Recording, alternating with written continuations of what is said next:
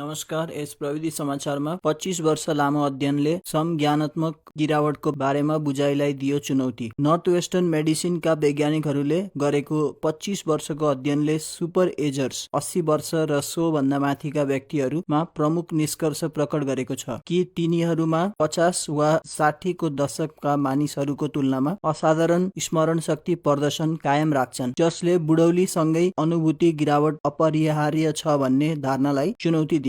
यो अनुसन्धान Mesulam Center for Cognitive Neurology and Alzheimer's Disease की डाक्टर स्यान्ड्रा विन्ट्रब र उनको टोलीले नेतृत्व गरेको थियो र यो सन् 2000 देखि 290 सहभागीहरूको निगरानी र 79 दान गरिएका सुपरएजर मस्तिष्कहरूको विश्लेषणबाट प्राप्त गरिएको हो। प्रमुख निष्कर्षले अल्जाइमर सम्बन्धित रोग विज्ञानहरूको प्रतिरोध र लचिलोपनलाई बढावा दिने एक विशिष्ट न्युरोबायोलोजिकल प्रोफाइललाई हाइलाइट गर्दछ, जसले मस्तिष्क स्वास्थ्यलाई जोगाउन नयाँ हस्तक्षेपहरूको लागि सम्भावित मार्गहरू प्रदान गर्दछ। प्रमुख अल्जाइमर अनुसन्धान कार्यक्रमहरूको वार्षिक उत्सव मनाउने विशेष अङ्कको भागको रूपमा अल्जाइमर्स एन्ड डिमेन्सिया नामक जर्नलमा प्रकाशित हुने निष्कर्षहरू मस्तिष्क दानबाट धेरै हदसम्म उत्पन्न हुन्छन्, जसलाई डाक्टर तामर गेफेनले वैज्ञानिक अमरता प्रदान गर्ने भनेर वर्णन गर्छन्। यी विशेषताहरू बुझेर अनुसन्धान टोलीले डिमेन्सियालाई ढिलाइ गर्न वा रोक्न रणनीतिहरू विकास गर्ने लक्ष्य राखेको छ। अध्ययनले जोड दिन्छ कि सुपरएजिङ केवल जीवनशैलीको बारेमा मात्र होइन, तर अन्तर्निहित मस्तिष्क लचिलोपनको बारेमा हो, जसले लक्षित उपचारहरू ढोका खोल्छ। प्रविधि समाचारमा यति नै। नयाँ अपडेटका लागि लाइक र सब्स्क्राइब गर्नुहोला। धन्यवाद।